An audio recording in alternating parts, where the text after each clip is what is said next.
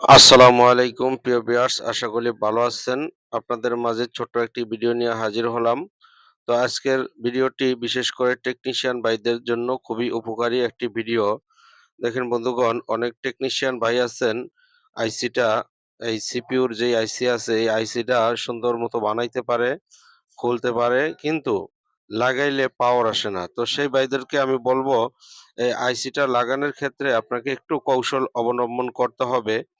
আপনি অনেকে আছে আইসির নিচে পেস্ট দিয়ে ভরে দেয়।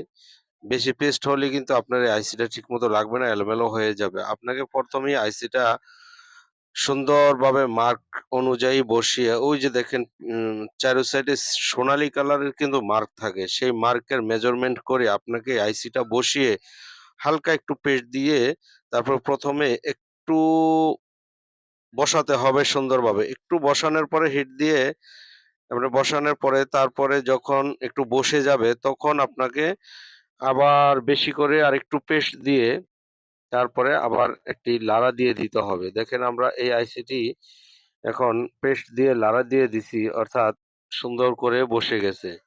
তো আইসিটা যদি আপনি পারফেক্টলি না বসান তাহলে কিন্তু আপনার সেটটি চালু হবে না।